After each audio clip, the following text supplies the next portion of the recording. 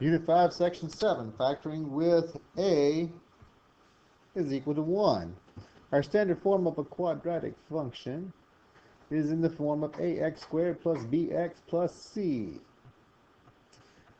Since a, right here, is going to be equal to 1 for all of these examples, all we're concerned about is listing the factors of c. We need to find out which of those factors then will add up to b. And then we're going to write each of our factors in parentheses with an x. So looking at my first example right here, I have 12. So I need to say, hey, what can I multiply to get 12? And then add, in this case, here's my b, to get 7. Well, for 12, I have 1 times 12. I have 2 times 6. I have 3 times 4. Negative 1 times negative 12. Negative 2 and negative 6. And negative 3 and negative 4. So looking at these numbers right here, which of these can I add together to get 7?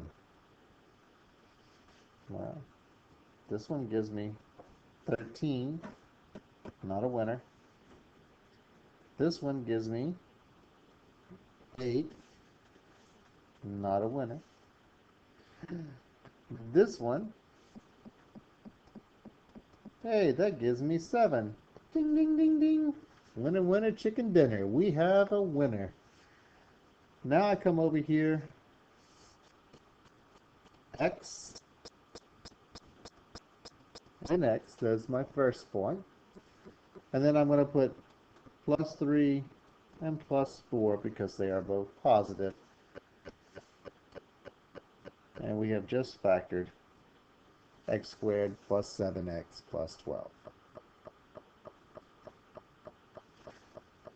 Example 2. For example 2, I need to figure out what can I multiply to get negative 56, but add to get negative 1. So start thinking about what can I multiply for 56. Well, for 56, I got a negative 1 and a positive 56. We know those are going to be way too far apart. So, hey, how about 2? Negative 2 and 28. Well, that's still way too far apart. I got to get numbers that are just one place away from each other. How about negative 4 times 14? Well, that gets me closer. Let's see, how about negative 7 times 8? Well, let's see, negative 7 plus 8, that gives me a positive 1. What about positive 7 and negative 8? 7 plus negative 8, that gives me a negative 1. Ding, ding, ding. We have a winner. Positive 7 and negative 8. So again, we come back over here.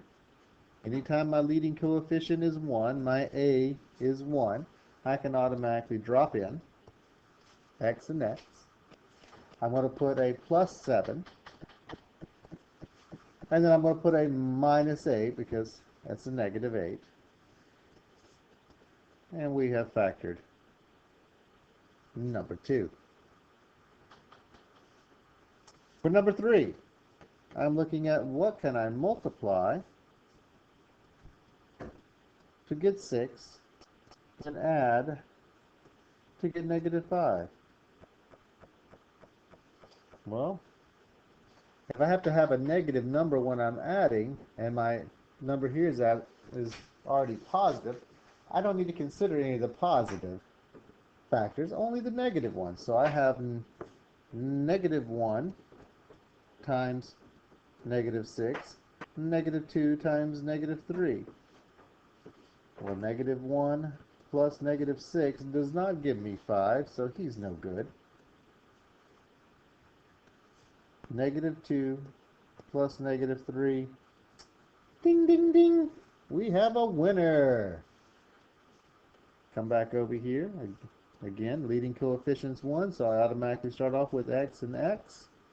I have a negative 2, so that's a minus 2. I have a negative 3, so that's a minus 3. And we are done. with example 3. The factored form of x squared minus 5x plus 6 is x minus 2 times x minus 3. Looking at example 4, still the same process.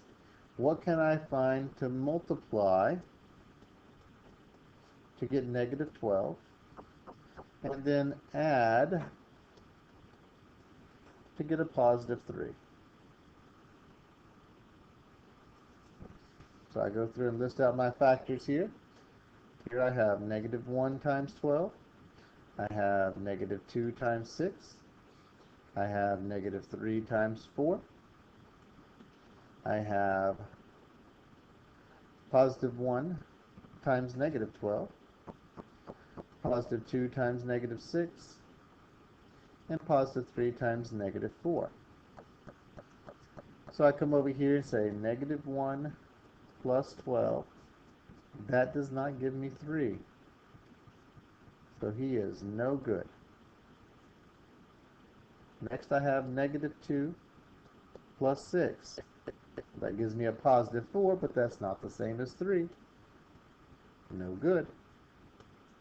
Here I have negative 3 plus 4. That gives me a positive 1. Still not what we're looking for. We need to find positive 3. Next I have 1 plus a negative 12. That gives me a negative 11, and that's still not what we're looking for. It's not looking good, is it?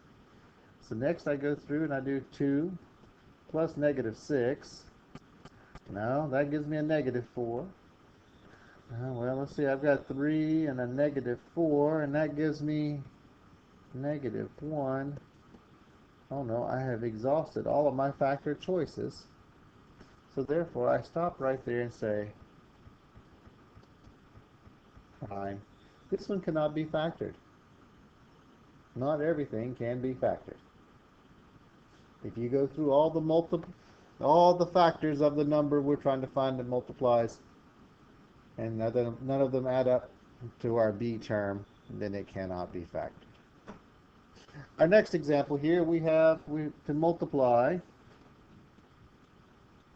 to a negative 27.